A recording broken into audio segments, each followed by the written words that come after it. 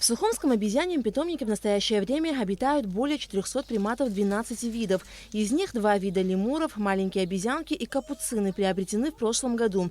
Все вольеры, где обитают обезьяны, делятся на зимние и летние. Если приматам холодно, то они сами беспрепятственно передвигаются в зимнюю часть клетки, которая обогревается. Есть такие виды обезьян, которые совсем не переносят холодов. У нас есть определенные виды обезьян.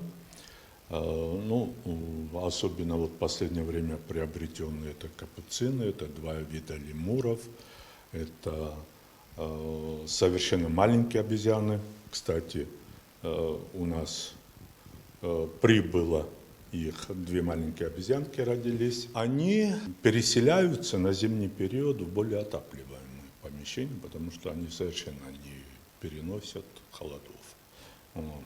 Что касается питания, на зимний период у нас нет никаких, в общем-то, изменений. Мы также кормим их и комбикормом, и хлебом, и овощами, и фруктами. Так что они довольно комфортно переносят зиму. Руководство НИИ-ПИТа сообщило, что в случае отключения электричества у них нет генератора, чтобы поддерживать тепло в клетках, где обитают приматы. Но, к счастью, отключения электроэнергии надолго здесь не было. Что касается Сухумского ботанического сада, то здесь в зимний период множество различных редких растений требует специального ухода. Специалисты делают все возможное, чтобы уберечь растения от заморозков. Многие растения, произрастающие в ботаническом саду, не переносят заморозков. Именно поэтому с наступлением зимних холодов около 200 растений покрывают специальным материалом. В саду произрастает самая ценнейшая и большая коллекция на всем постсоветском пространстве пальмовых деревьев – саговниковые пальмы. Именно их укутали на зиму. А цветочные растения, которые также не переносят холодов, были перенесены из бассейнов в теплицу. Директор Института ботаники Эдуард Губас подчеркнул, что особый урон растительности ботанического сада наносят ураганные ветры и снегопад.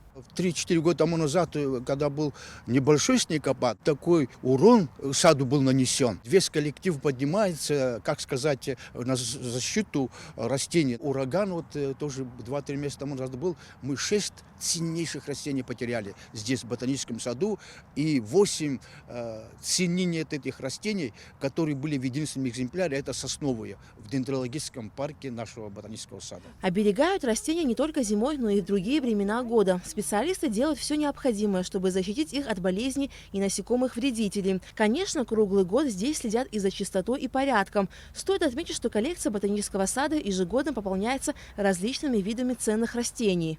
Мы обогащаем растительный мир и завозим со всех континентов земного шара. Здесь представлены многие виды растений из Австралии, Японии, Китая, Северной и Южной Америки, Европы и так далее. И по возможности, еще раз говорю, мы всегда увеличиваем количество биоразнообразия. Ежегодно 20-30 видов новых. Но сейчас у нас основная проблема из-за ограниченности территории. Мы, как сказать, немножко приостанавливаем. Сухумский ботанический сад – один из старейших на Кавказе. Руководство и сотрудники делают все возможное, чтобы сохранить и приумножить его уникальную растительность. Алика Трапш, Алексей Баструков, Абхазское телевидение.